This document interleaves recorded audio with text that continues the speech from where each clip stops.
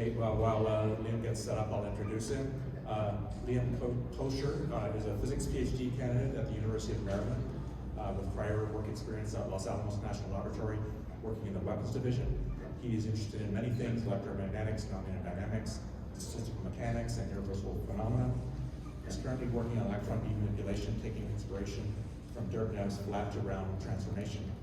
And he's pursuing a degree in physics and trying to apply his physics to real-world problems, computational physics, etc. And ready to go? Yes, sir. Thank you so much. Well, thank you for the introduction, Dr. Norman. And hello, everyone. My name is Levon Pocher, as was just introduced. And today I'm going to talk to you about optimizing the discovery of underlying nonlinear game dynamics, which came out from an idea that I had a couple months ago, and my advisors at the University of Maryland highly encouraged me to pursue it. So in this talk, we're going to be addressing what the grand challenges of beam physics, as enumerated by Nagaitsev et al. In his 2021 white paper. So we're simply looking at grand challenge number 4, which is associated with beam prediction, and how do we develop predictive virtual particle accelerators. So the aim in our work right now is we're trying to speed up design studies and commissioning of accelerators by uncovering the underlying physics in both virtual and real accelerators. And our approach is to apply an existing method from the data-driven nonlinear dynamics community called SINDy. So you may ask, what is SINDy? How can it be used in beam physics? SINDy stands for Sparse Identification of Nonlinear Dynamics. You can use it to uncover physics and problems that can't be solved analytically. It is both predictive and productive. Predictive in the case that it's able to predict dynamics going forward from a training set of data, and productive in the case that it's able to produce results that are able to be acted upon. And the way it works is that you have some state vector x, which is able to be measured either experimentally or computationally, which lives in a state space number of variables of n. You assume that x can be modeled as, the time evolution of x can be modeled as a system of first-order ordinary differential equations. And what you do is you are able to obtain, for the n states that you are measuring, m equidistant time measurements, which form this capital matrix X here. You then take the first derivative of that and then project those dynamics upon a series of basis functions which are proposed by the user, theta of x here, which is formed by a matrix. In this case, you have a constant value plus some other values based upon the actual state vector raised to some power. There's just some trigonometric functions. And how this works is that x prime is approximated as the theta of x times a matrix xi, whose values correspond to the sparse coefficients that we are learning with the optimization technique. So the example problem we are applying this to initially for proof of concept is the University of Maryland electron ring, which is shown in a schematic here. There are 18 periods of alternating dipoles and quadrupoles in the lattice, which will constitute one super period for one turn of the Humer setup, which is around 11 meters or so. What we're doing is examining the transverse displacement of the centroid x vector perp of z of one turn for the beam, which is produced from a warped data source of virtual data, which we plotted here. Xc is a horizontal displacement of the beam as a horizontal displacement of the beam with respect to the beam pipe center. Yc is the vertical displacement of the beam with respect to the beam pipe center, and we plot this as a function of the axial coordinate of the beam for one turn. So we can examine the data to figure out what dynamics do we actually want to inject into SINDy to project upon. So we can plot the centroid data from before as a phase-space plot, the horizontal coordinate being the centroid in the x direction, and the vertical coordinate being the centroid in the y direction. And we plotted here 2,000 data points measured every 5 millimeters over the course of 11 meter long turns, around 2,000 entries. And what we can note from this is that this is a self-intersecting plot. This cannot be described by an ODE, which is a unique measure. It's one-to-one.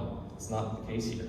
So we can use the independent variable z to ensure ODE behavior, and we get a result of that here, where we are unwinding those dynamics from that 2D projection and embedding them into a higher dimensionality, this 3-dimensional phase space, where we have plotted here z, the actual coordinate, for about 5 meters of the simulation, and the centroid x, centroid y, and the color bar here corresponding to the axial location of the beam. So SINDy can be used to learn the dynamics of the beam in this 3D phase space, but instead of just looking at just the dynamics, we're also trying to reproduce the figures of merit. Two of those we have chosen to reproduce, the first one being the autocorrelation of the data, which is a measure of how well the data correlates with itself. We have plotted here the x centroid correlating with itself at some z prime coordinate going forward in the lattice, and the y centroid as well are correlating with itself. The second figure of merit we are seeing reproduce is the Fourier transform of the data. We have plotted here the log the Fourier transform with horizontal coordinate being the inverse wavelength, and the vertical coordinate being the magnitude of the Fourier transform. What is readily observable is a power law distribution, which is reminiscent of turbulence, which is a function of nonlinear dynamics associated with fluid flow, and also peaks corresponding to the lattice modes. We've plotted here a linear plot of a zoomed in version of this central lower plot, where we have the horizontal coordinate again being the inverse wavelength. And we've excised the first 3 lowest order moments of the highest magnitude, where you've plotted here the values for the wave number and then the actual length associated with that. So our choice of basis functions is guided by both the physics and the dynamics inherent within the warp simulation and embedded within the data.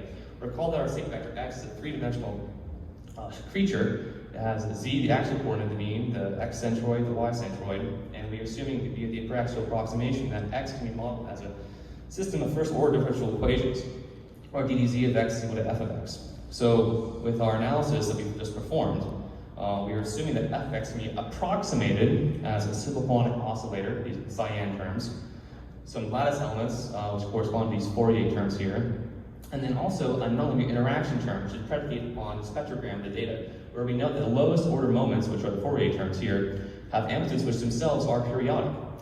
Recall that the periodicity of the centroid was oscillating all over the place, right? So we're using those values and the variables as a simulacrum of what's actually going on here for this nonlinear interaction. And what we're learning are these coefficients psi 0 to psi ns with the data via certain optimization techniques. So our first try was just looking at the Fourier basis functions, where we can see the actual replication of the data here. We see the blue and the yellow are the warp simulation, and the SINDy results are the green and red. We observe pretty good results, but we can do a little better perhaps. And the phase space structure here is the SINDy is the yellow dashed line, and the warp is the blue solid line. We observe dynamics which are close in nature, but they're not quite exactly the same. So if you plot the error as a function of the actual coordinate of the beam, pardon me, you can plot the error fraction. 0 corresponds to 0 error, 1 corresponds to the difference in the simulation, and the actual model from SINDy is on the order of unity. It's on order of the actual data being recorded. So how does this first try, the Fourier series, recapture the figures of merit? So the autocorrelation for the warp model is plotted here, as recaptured from the prior simulation, prior slide. And we have also the SINDy model in the green and red. Note that there's quite a discrepancy at the later times for the autocorrelation in both the value and the dynamics. Now, if you plot the Fourier transform of the data, we note that there's the recapturing of the modes of the Fourier series for the SINDy model is exact, which is an indicator of progress. However, there's a discrepancy in both the low order constant value for the SINDy model, and also the interaction of the material that's between these modes here for the SINDy model here. So we think we can do better. So our second try was the Fourier terms and also the simple harmonic oscillator. We can see here the results as done from before. And if you plot the phase space of that, we know that the SINDy model here lives almost exclusively within where the warp was living. So it's a bit better.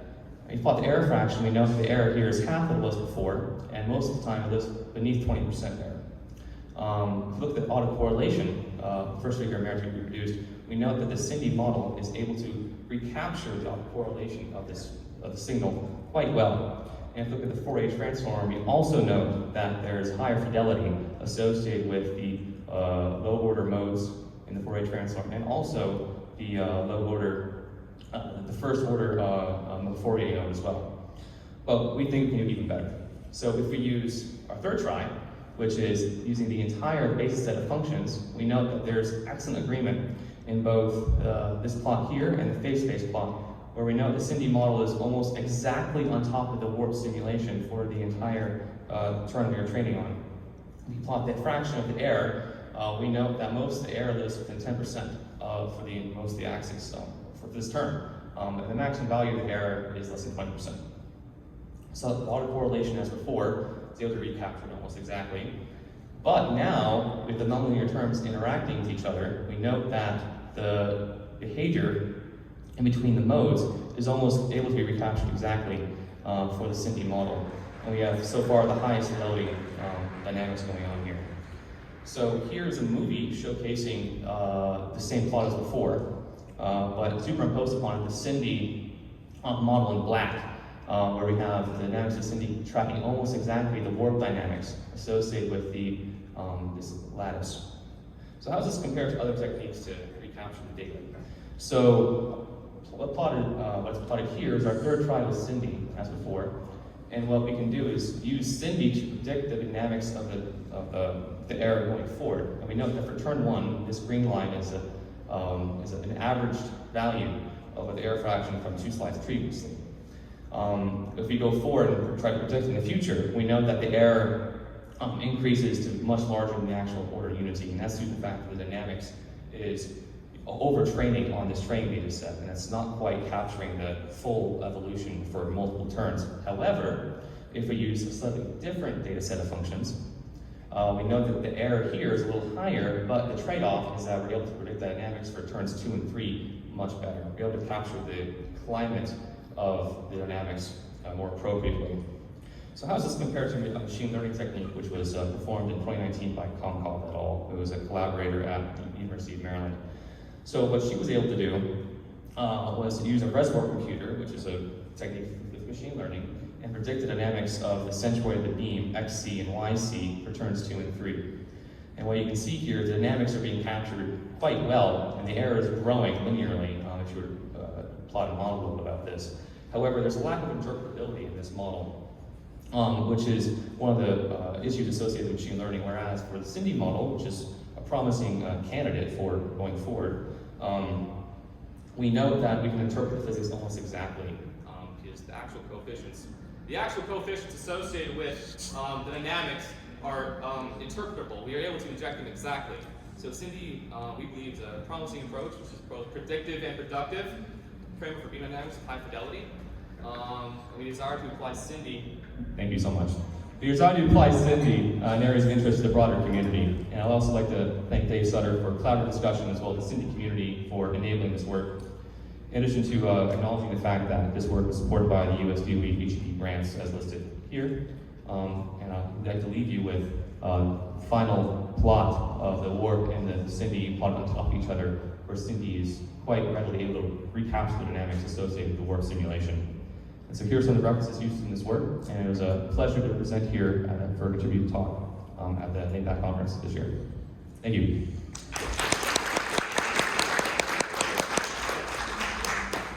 Okay, we have time for questions. Anyone? I have a question. Sure. So it looks like you have like a feature vector that you're using to train on here.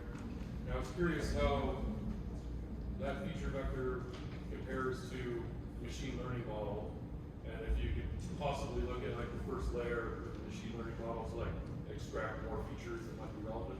That's a great question. And so just to reiterate it for the audience, what this individual was just asking is that what's the interpretability of machine learning? Can you look at the first layer associated with whatever deep neural network you're looking at, or reservoir computing, in order to try to figure out what physics is going on? And the answer to that question, to my knowledge, is you can really. It's really hard to figure out what's going on in machine learning. It's active area research has been an issue for decades with that technique.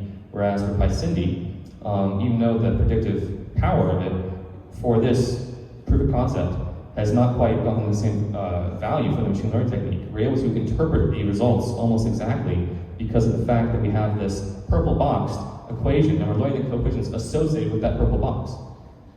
That's not done in machine learning. Does that answer your question? Can I ask a follow-up question unless someone else has a question? Absolutely. I was wondering if have you tried using the features that you're training on here to like transform your data to go into the machine learning model to like improve the way that it may Oh, I see what you're asking now. Oh, no, we have not done it. That'd be a future extension of this work, absolutely. question here. Very interesting talk and very interesting work. So I have a question. When you, on your, I think either slide 2 or 3, you have the original problem of after you get this, yes, for example, this one, the next one. You mentioned that because it's self-intersecting, so this is not a result from a low order ODE. But from physics, we know that this is actually a projection of 2D from 4D phase space. And is how this thing can be incorporated into machine learning or data-driven model? Is there like thoughts on that? That's a great question. So long story short, as you know, as you just mentioned, this 2D plot on the left Left over here is a projection of higher order dynamics. And so in order to have the correct dimensionality of machine learning, that would have to be taken into account. And with this SINDy stuff, what we're doing here is only a 3-dimensional projection of what's actually going on. Future work would incorporate that into higher dimensionality, to a 5-dimensional phase space, where we have z, xc, yc, xc prime, and yc prime constituting the state vector x. That could be absolutely injected into machine learning techniques, and there are like autoencoders you could use to try to figure out, okay, what's the minimum dimensionality of for machine learning hyperparameters that you would be using to learn the dynamics of the system. Okay, let's thank Ian again.